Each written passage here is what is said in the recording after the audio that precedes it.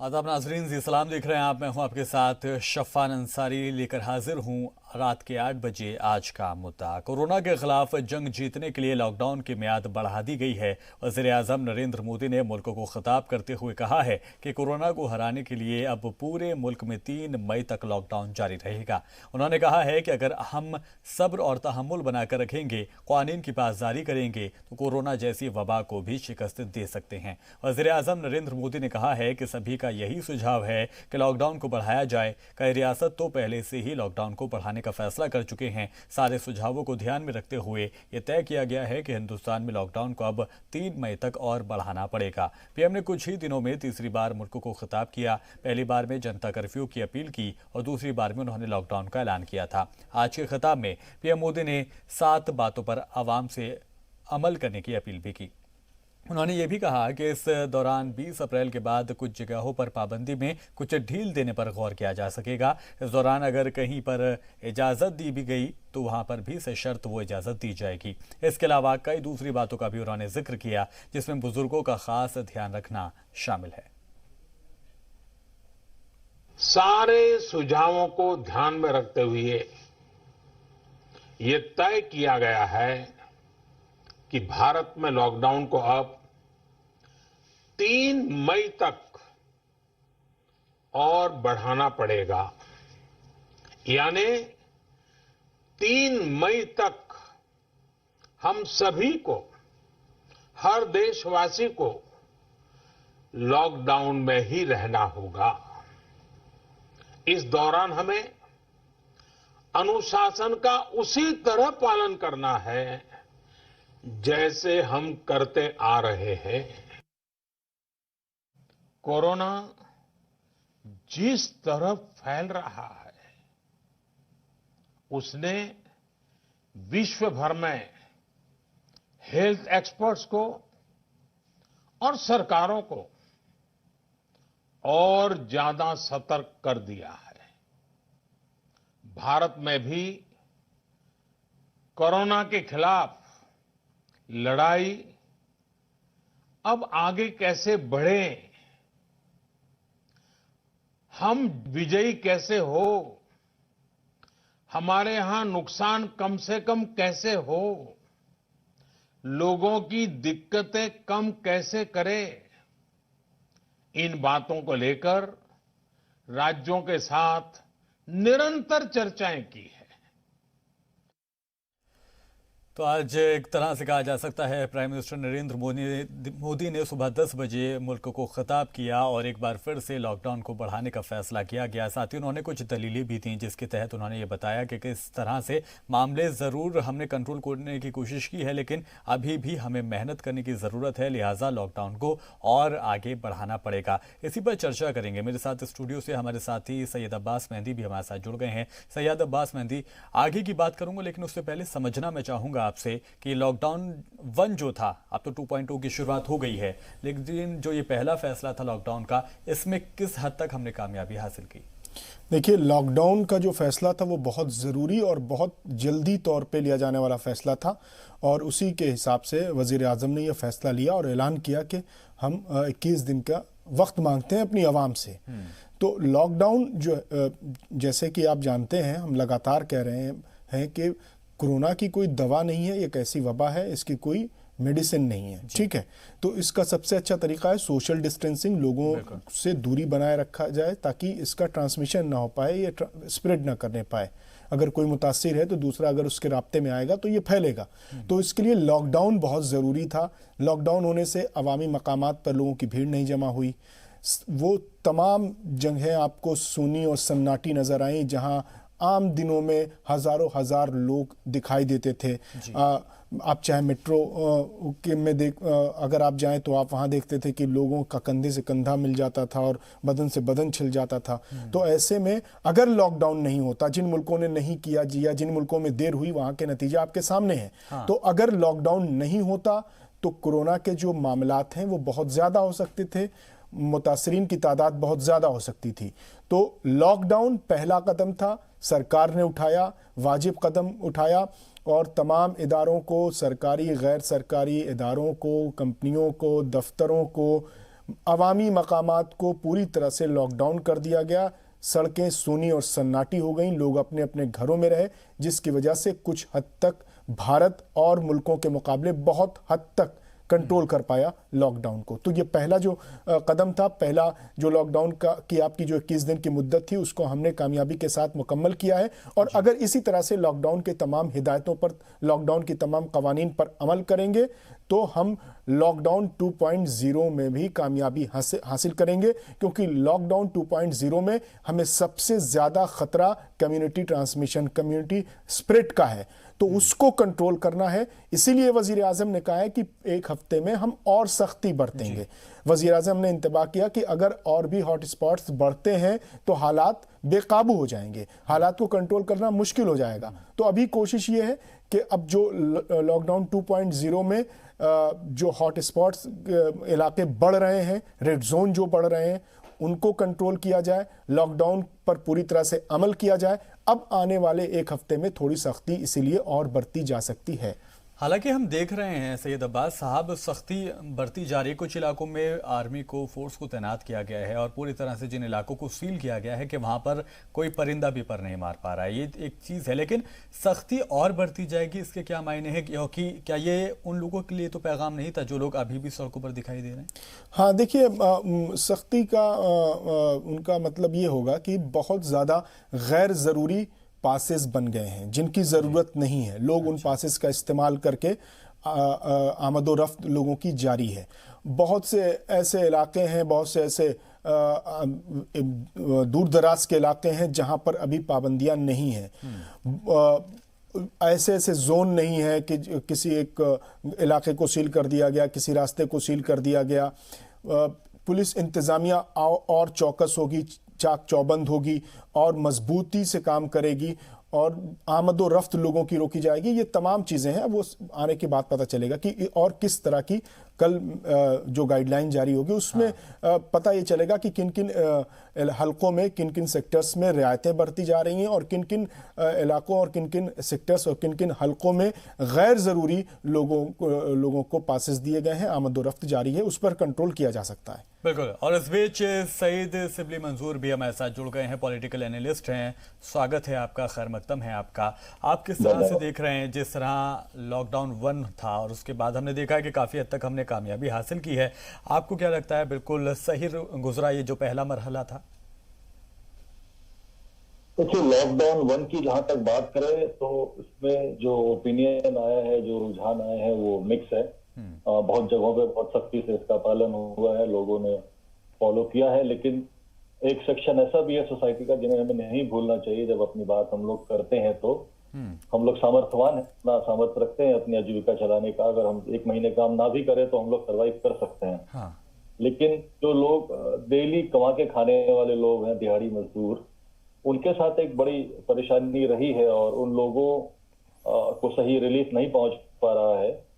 और उस चक्कर में कई सारे आपने ऐसे वाकयात सुने होंगे जिसमें उन लोगों को सड़कों पे आना पड़ा, किसी को खाने की तलाश में, किसी को रोजमर्रा की चीजों की तलाश में। और उससे एक बड़ी त्रासदी हुई थी जब लोगों ने पैदल पलायन शुरू कर दिया था अपने अपने घरों की तरफ। तो उसमें एक बहुत बड़ा मेजर फेलियर हुआ था लॉकडाउन का। लेकिन उसके अलावा अगर बाकी चीजों में देखें, बात करें, तो एक जनरल परसेप्शन ये है कि लॉकडाउन को लोगों ने माना है, सुना है और आशा करते हैं कि लॉकडाउन 2 भी लोगों का जो रोल हो सकता है से जो कर सकते हैं वो पालन करेंगे लोग और इसको फॉलो करेंगे। पर इसमें 2-3 बातें बतौर राजनीतिक विश्लेषक होने के जो मैं कहना चाहता हूँ ये है कि एक तो जो धारणा की बात है, धारणा में लोगों के दिमाग में कोशिश की जा रही है बात बिठाने की कि सरकार अपनी पूरी कोशिश कर रही है कोरोना को रोकने के लिए। लेकिन धारणाओं हम कहीं सरकार को ज्यादा चाहिए। 10 लाख तो एक बार फिर से जुड़ने की कोशिश करेंगे। थोड़ी तकनीकी खामी है, लेकिन लगातार हम इस मामले को लेकर बात कर रहे हैं कि लॉकडाउन जो तब पहला मरहला था वो काफ़ी हद तक कामयाब रहा। बिल्कुल सैयद अब्बास, देखा जाए तो हमारे यहाँ जो मौत का आदतोशुमार है वो तकरीबन 350 के अप्रॉक्स है, 400 को करीब पार नहीं कर पाया। ये हमारे लिए बहुत खुशखबरी की बात है। साथ ही साथ इससे ज़्यादा राहत देने की बात यह है कि तकरीबन 1050 या 1040 के करीब ऐसे लोग हैं जिनको हमने ठीक भी किया है। हाँ देखिए, जो इस कोरोना की वबा में जो लोग मारे गए हैं, जो लोग मर चुके हैं, जाहिर सी बात है उनकी जान गई है, कोरोना की वबा से गई है। पूरी हमदर्दी, पूरे मुल्क की हमदर्दी, पूरे मुल्क के अवाम की हमदर्दी उनके साथ है। लेकिन अगर आप दूसरे मुल्कों के मुकाबले में देखेंगे, बड़े बड़े मुल्क, तरक्की याफ्ता मुल्क, इटली जैसा मुल्क, स्पेन जैसा मुल्क, ईरान जैसा मुल्क, अमेरिका जैसा मुल्क बड़ी तबाही का सामना कर रहा है। उसके मुकाबले में हमारे मुल्क में सूरत हाल बिल्कुल मुनफरिद है। हमने पूरी तरह से उस पर काबू पाया है। मुतासरीन की तादाद तो बढ़ रही है, लेकिन ठीक होने की भी तादाद है और लोग क्वारंटीन, आइसोलेशन में रखे जा रहे हैं। सरकार की तरफ से इंतजामात किया जा रहे हैं। शिबली मंजूर साहब जो इशारा कर रहे थे कि एक धारणा बनाई जा रही है, देखिए धारणा नहीं बनाई जा रही है। आज देखिए कांग्रेस की जो उबूरी सदर हैं सोनिया गांधी, उन्होंने भी कहा है कि हुकूमत की मदद कीजिए, हुकूमत का ताउन कीजिए, जो हिदायतें उस पर अमल कीजिए, सब्र के साथ, तहम्मुल के साथ काम कीजिए। देखिए ये किसी भी पॉलिटिकल पार्टी या किसी भी जिम्मेदार सियासी लीडर का यही कैरेक्टर सामने आता है ऐसे मौक़ों पर कि जब आपके मुल्क में जंग जैसे सूरत हाल हैं तो आपको अपनी सरकार पर सियासी नज़रिए के तहत नुक्ताचीनी नहीं करना चाहिए। जहाँ तक मैं समझता हूँ कि आपको उस वक्त ये सारी चीज़ें, इल्ज़ामात के तीर चलाना एक दूसरे पर, ये वबा के बाद हो सकता है। लेकिन अभी जो सूरत हाल है, जंगी सूरत हाल है, इसमें आपको पूरी तरह से अपनी हुकूमत की हिदायतों पर अमल करना चाहिए। हुकूमत जो काम कर रही है उस पर अमल करना चाहिए, हुकूमत का ताउन देना चाहिए। जैसा कि अभी शिबली मंजूर साहब कह रहे थे कि जो यौमिया मजदूर हैं, जिनको दिहाड़ी मजदूर कहा जाता है, दिहाड़ी मजदूर जो रोज़ कमाते हैं, रोज़ खाते हैं, रोज़ कुआं खोदते हैं, रोज़ पानी पीते हैं, उनके लिए एक मसला खड़ा हुआ है। यकीनी तौर पर ये एक मसला है। और शुरुआत के जो 2-3 दिन आपने देखा कि आनंद विहार में जिस तरह से इन लोगों का जो पूरा हुजूम, ये एक बहुत ही दर्दनाक तस्वीर थी। लेकिन उसमें देखिए ये अदम हालात पैदा होने से पहले हालात को भांप कर ये जो यौमिया मजदूर थे वो खौफजदा हो गए, वो खदशे में हो गए कि हम यहाँ पर सर्वाइव नहीं कर पाएंगे। और उसके फ़ौरन बाद सरकार ने इक़दामात उठाए। सरकार ने पैकेज का ऐलान किया, 1,70,000 करोड़ के पैकेज का ऐलान किया। लोगों की अगर आप ज़मीनी सतह पर उतर के देखेंगे, आप ख़बरें लिखते हैं, बनाते हैं, अलग अलग गांवों से ख़बरें आ रही हैं कि वहाँ सरकार की गाड़ियाँ सब्ज़ी लेकर पहुँच रही, राशन लेकर पहुँच रही, बहुत ही कम कीमत पर सब्ज़ियाँ और राशन मुहैया कराए जा रहे हैं। इसके साथ साथ हिंदुस्तान में बहुत सारे गैर समाजी इदारे हैं, गैर समाजी तंजीमें हैं, NGOs हैं, सेल्फ हेल्प ग्रुप्स हैं, वो मदद के लिए पूरी तरह से सामने आ चुके हैं। लेकिन हाँ, ऐसे हालात में भी बहुत से ऐसे लोग ज़रूरतमंद होंगे, मुस्तहक होंगे, जिन तक राहत रसानी नहीं पहुंच पा रही है, जिनके सामने आज भी मसला खड़ा है। लेकिन अगर आप ये सोचिए कि अगर लॉकडाउन का कदम नहीं उठाया गया होता, लॉकडाउन का फैसला नहीं लिया गया होता, तो आज सूरत हाल कैसी होती, किधर होती, कहाँ जाता मुल्क, ये आदादो शुमार जो आप देख रहे हैं वो कहाँ जाता, इस पर भी सोचने का, गौर करने का मकाम है। इसको आप सोचिए, ना कि इस पर सियासी आप अपना तज़िया पेश ऐसा वक्त है जिस वक्त हमें सभी को मिलजुल कर लड़ना है इस वबा से। कोई सियासी, हम समझते हैं कि सभी सियासी पार्टियों को भी इसमें सरकार का बढ़ चढ़कर साथ देना चाहिए। लेकिन सैयद अब्बास साहब, हम देख रहे थे कि बहुत अच्छे से हमने इस पर कंट्रोल किया है और आदतोशुमार को भी कंट्रोल करने की कोशिश लगातार सरकार की तरफ से की जा रही है, राहत रसानी के काम लगातार किए जा रहे हैं। लेकिन जो आज शाम को मुंबई के बांद्रा से तस्वीर आई है वो बहुत हैरान कर देने वाली है। जी हाँ, देखिए ये भी एक अफसोसनाक तस्वीर है। वही ना, लोगों के अंदर एक खौफ है। बहुत से लोग पुरुम्मीद थे, इस उम्मीद में थे कि आज लॉकडाउन की जो मुद्दत है वो ख़त्म हो रही है और इसके बाद वो अपने अपने घरों को, अपने अपने गांवों को, अपने अपने वतन को लौट जाएंगे। लेकिन अब जो ख़बरें आ रही हैं, मैं इसकी तस्दीक नहीं करता कि सोशल मीडिया पर तरह तरह की अफवाहें फैलाई गई और इस एक पूरे तबके को आमादा किया गया, इस मजदूर तबके को जो रोजाना कमाता खाता उसको आमादा किया गया।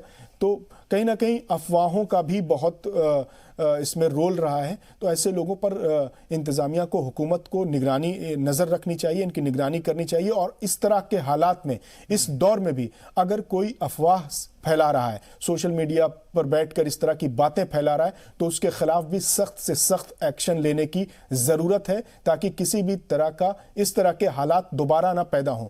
क्योंकि देखिए, हुकूमत, चाहे वो मरकजी हुकूमत हो या रियासती हुकूमतें हों, अपने अवाम को ये यकीन दिला रही हैं कि आपको जो एसेंशियल सर्विसेज हैं उनकी हुसूलियाबी पर असर नहीं पड़ेगा, उनकी सप्लाई बंद नहीं होगी। और अभी आपने दिल्ली में जो इलाके सील किए गए, जो हॉटस्पॉट जिनकी निशानदेही हुई, वहां पे हमने अलग अलग खबरें देखी कि पुलिस इंतजामिया के लोग बाकायदा लाउड स्पीकर से ऐलान कर रहे हैं उन इलाकों में कि अगर आपको किसी चीज की जरूरत है तो आप अपनी पर्चियां वहां से भेजिए, आप अपनी हाजतें बताइए, तो आप तक सामान पहुंचाया जाएगा। तो सरकारें काम कर रही हैं। लोगों को, जैसा कि आज कांग्रेस की वरीय सदर सोनिया गांधी ने जिस तरह से कहा है कि लोगों को ताउन करने की जरूरत है और साथ ही साथ सब्र और तहम्मुल से काम लेने की जरूरत है। लेकिन हाँ, जो मजदूरों का दर्द है, जो जरूरतमंदों का दर्द है, जो यौमिया मजदूरों का दर्द है, जो रोज कमाते रोज खाते हैं, उनका दर्द है, उससे इनकार नहीं किया जा सकता। लेकिन अगर उन तक निशानदेही हो रही है तो सरकार के साथ साथ जो गैर सरकारी इदारे हैं वो लगातार काम कर रहे हैं और मदद पहुंचा रहे हैं, राहत रसानी कर रहे हैं। बिल्कुल। और शिबली मंजूर एक बार फिर से हमारे साथ जुड़ गए हैं। शिबली मंजूर साहब, आपके पास आऊँगा, हालांकि आपकी बात पूरी नहीं हो पाई थी, लेकिन उसी बात के साथ में एक सवाल और आपके साथ जोड़ देता हूं कि आप दिहाड़ी मजदूरों की, जो रोज़ कमाते हैं, रोज़ खाते हैं, उन लोगों की बात कर रहे थे, और वही लोग आज बताए जा रहे हैं जो बांद्रा स्टेशन पर पहुंचे थे। देखिए, 2-3 बातें अभी मैं सुन रहा था आपकी, मैं चाहूंगा कि कुछ उस पर अपनी भी बात रखूं। एक तो आपने ये कहा था कि सारी सियासी पार्टियों को इसमें योगदान देना चाहिए, अपना ताउन करना चाहिए। बिल्कुल सही बात है आपकी, क्योंकि सारी सियासी पार्टियां इसी मुल्क का हिस्सा हैं और इसी मुल्क में रचती बसती हैं। और मुल्क की अगर कोई प्रॉब्लम है, इस तरह की कोई आपदा है, तो सबकी जिम्मेदारी बनती है, कलेक्टिव रिस्पॉन्सिबिलिटी बनती है कि सब मिल करके इस मुसीबत से लड़ें। तो इसमें जिस तरह से बाकी राजनीतिक पार्टियां आ रही हैं सामने, अपनी मदद का हाथ बढ़ा रही हैं, कांग्रेस भी अपनी किचन रसोई के जरिए लोगों को खाना पहुंचा रही है, इस तरह से बाकी पार्टियां भी काम कर रही हैं, गैर सरकारी संस्थाएं काम कर रही हैं, बहुत काबिल तारीफ है। और जहां तक दिहाड़ी मजदूरों का मसला है, और अभी एक बात और कही गई थी कि लोगों तक राशन और उनकी जो नेसेसरी सप्लाईज हैं वो पहुंचाने के लिए पुलिस भी बहुत कोशिश कर रही है और प्रशासन भी कोशिश कर रही है। लेकिन मसला यहाँ पे ये आ रहा है कि जरूरी सामान तो उन तक पहुंचेगा जिन तक उनको खरीदने की सलाहियत है। यहाँ पे आके मामला फंसता है उन लोगों के साथ जो रोज कमाते हैं, रोज खाते हैं, या ऐसे लोग जिनकी तनख्वाह कम है, जिनकी तनख्वाह इतनी होती है कि वो 30 तारीख को, 1 तारीख को आती है और पता चला 10-12 तारीख तक उनकी तनख्वाह खत्म हो जाती है। उन लोगों के साथ बहुत परेशानियां आने वाली हैं। उन लोगों को राहत देने के लिए कम से कम इतनी उनको सुविधाएं देने के लिए कि उनको भूखे मरने की नौबत ना आए, उसके लिए सरकार को और मजबूत कदम उठाने चाहिए। जो इंफ्रास्ट्रक्चर है उन तक पहुंचने का, उसको और फैलाना चाहिए। और एक मैं बहुत अच्छी एक राय देना चाहूंगा कि अभी तक हम ये देखते आए हैं कि गैर सरकारी संस्थाएं अलग काम कर रही हैं, सरकार अलग काम कर रही है। अगर इन दोनों का एक कलेक्टिव एफर्ट लगाया जाए, सरकार की राहत सामग्री गैर सरकारी संस्थाएं जो काम कर रही है उनके वॉलंटियर्स के जरिए से और उन तक पहुंचाया जाए, तो मुझे लगता है कि जो रीच की प्रॉब्लम आ रही है और रीच की वजह से बहुत लोग फैजियाब नहीं हो पा रहे हैं गवर्नमेंट की पॉलिसीज की वजह से, उनको उससे फायदा पहुंचेगा। बिल्कुल। और आगे भी चर्चा हम जारी रखेंगे। एक छोटे से ब्रेक लिए हम यहाँ रुक रहे हैं।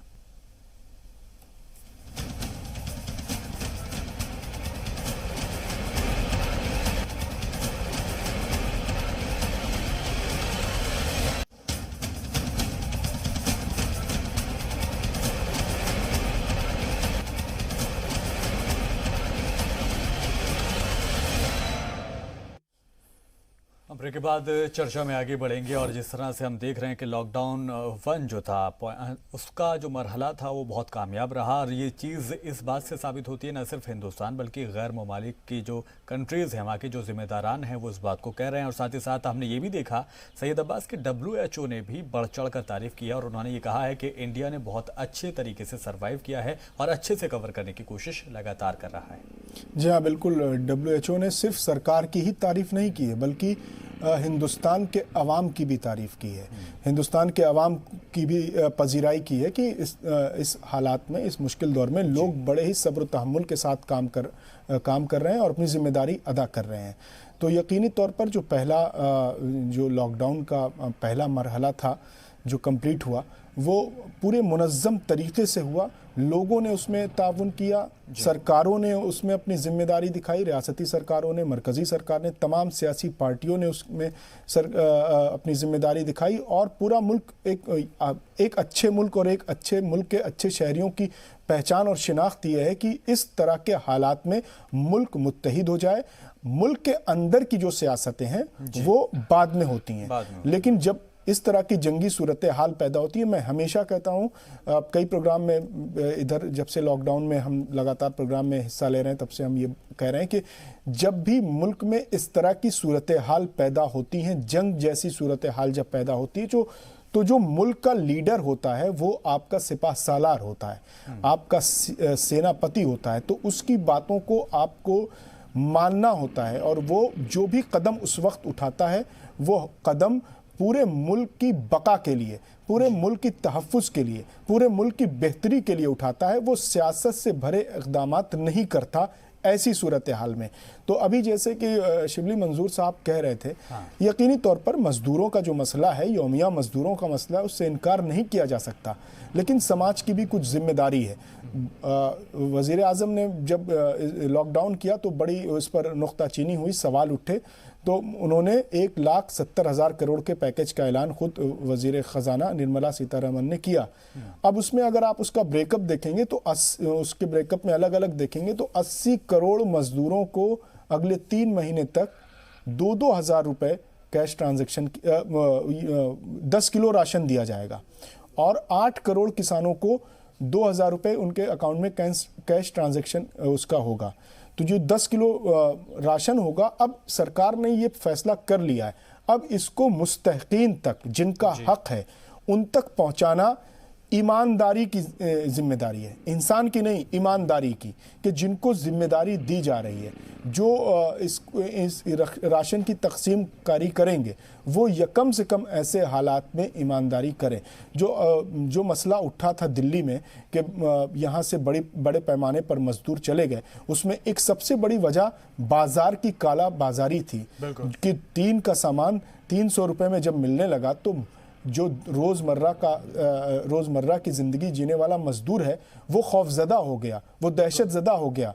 उसको तो अपनी ज़िंदगी के लाले नज़र आने लगे। उसको ये लगा कि ऐसे हालात में हम कैसे दिल्ली जैसे शहर में ज़िंदगी गुजारेंगे, हम तो इतनी रोज़ाना की कमाई करते हैं, उसमें हम सिर्फ एक सामान के लिए इतना। तो इसमें समाज की जिम्मेदारी थी कि समाज के ज़िम्मेदारान, इलाके की जो RWA होती है या अलग अलग तंजीमें होती हैं, उनको निकल के आके उन दुकानदारों से पूछना चाहिए था कि आप किस बुनियाद पर ये सामान इतने हाई रेट पर क्यों बेच रहे हैं, ये गिरानी क्यों आ गई है। बाद में ये सारे कदम 2-3 दिन के बाद हुए, जब आनंद विहार में जब पूरा हुजूम जमा हो गया, उसके बाद लोग निकलकर सामने आए। उसके बाद अलग अलग इलाकों में हमने देखा कि जिला इंतजामिया ने ऐसे दुकानदारों पर रेड मारनी शुरू की। तो ये जिम्मेदारी अवाम की भी थी, लेकिन उस हंगामे में लोगों ने अपने घरों के राशन तो भर लिए क्योंकि उनका जेब भरा था, लेकिन अपने घरों के राशन भरते वक्त उन्होंने ये नहीं सोचा कि मेरे पास तो ज़रूरी दौलत है, मेरे पास रकम है, मैं तो ये भर ले रहा हूँ, लेकिन वो जो दिहाड़ी यौमिया मजदूर है उसका क्या होगा। तो कहीं ना कहीं जिम्मेदारी अवाम की भी होती है, समाज की भी होती है, सरकार की तो जिम्मेदारी है ही है। और जमहूरियत में सरकार की जिम्मेदारी बढ़ जाती है और जमहूरियत में सरकार से अवाम सवाल करती है, सवाल उठेंगे। लेकिन अभी जो सूरत हाल है, इसमें सवाल न करने के बजाय इस मसले को हल कैसे किया जाए, सरकार की मदद कैसे की जाए कि ये जो सरकार ने 1,70,000 करोड़ के पैकेज का ऐलान किया है, ये हर मुस्तहक तक कैसे पहुंच जाए। और इसकी कालाबाजारी अगर हो रही है, इसमें अगर करप्शन हो रहा है, तो जिला इंतजामिया को उससे मुत्तला किया जाए। इस पर अभी काम करने की जरूरत है, तमाम गैर सरकारी इदारों को, सियासी तंजीमों और पार्टियों को और सामाजिक कारकुनान को। ठीक है, शिबली मंजूर साहब आपके पास मैं आना चाहूँगा। और जिस तरह से हम बात कर रहे हैं कि जो फाइनेंस मिनिस्ट्री की तरफ से जो राहत पैकेज का ऐलान किया गया 1,75,000 करोड़ का, 1,70,000 करोड़ का जी, उसके ऊपर सियासी रद्दअमल भी हमने देखा। बल्कि आज भी कांग्रेस के एक तर्जुमान ने, कांग्रेस के एक लीडर ने इस बात का जिक्र किया है और कहा है कि जो राहत पैकेज है दरअसल वो बहुत कम है। दोबारा जुड़ने की कोशिश करेंगे हम, लेकिन राहत पैकेज का भी ऐलान किया गया और सरकार अपनी कोशिशें लगातार कर रही है, लोगों को समझाने के लिए बेदार लगातार किया जा रहा है। और एक बार फिर से शिबली मंजूर के पास मैं जाना चाहूँगा। शिबली मंजूर साहब, मेरा सवाल ये था, वो तकनीकी खामी की वजह से राब्ता टूट गया, लेकिन सवाल पर आना चाहूँगा। सवाल मेरा ये था कि हम बात ज़रूर कर रहे हैं कि हमें सियासी बातें नहीं करनी चाहिए, लेकिन देश का दुर्भाग्य है कि सियासी पार्टियाँ अपने मुताबिक अपने वक्त को देखते हुए फ़ायदा भी उठाती हैं। ऐसे में कांग्रेस की तरफ से ये कहा गया है कि 1,70,000 करोड़ का जो पैकेज था दरअसल वो बहुत छोटा पैकेज है आबादी के हिसाब से।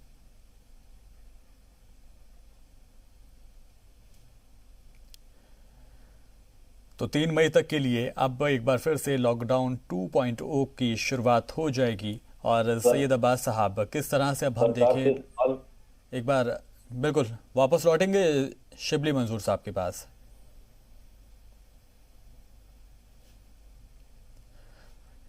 तो तकनीकी खामी की वजह से एक बार फिर से जुड़ने की कोशिश करेंगे, लेकिन सैयद अब्बास हमारे साथी लगातार हमारे साथ जुड़े हुए हैं। सैयद अब्बास साहब, ये जो 2.0 है, लॉकडाउन का दूसरा पार्ट है, उसको किस तरह से अब देखा जाए और किस तरह की एहतियात अब इसमें रहेंगी?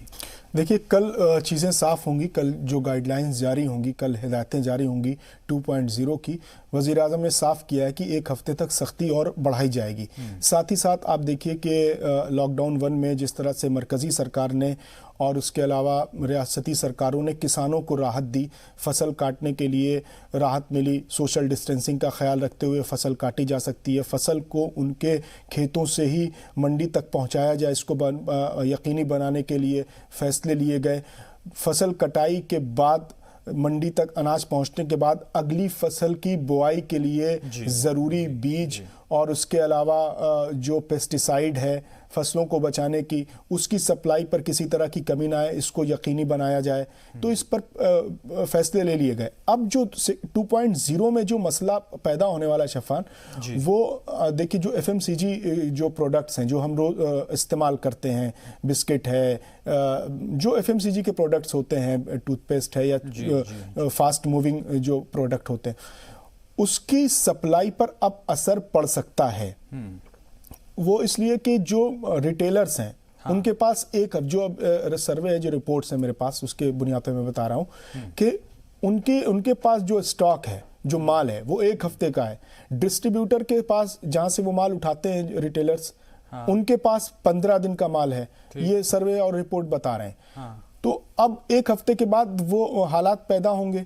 तो अब सरकार इन सब चीजों को ध्यान में रखकर उन लोगों को ट्रांसपोर्टेशन की इजाजत दे सकती है उनके लिए पास। सैयद अब्बास, इसमें ये भी बता दूं कि कल वजारत दाखिला की तरफ से जो ट्रक्स हैं जो जहां थे वहीं रुक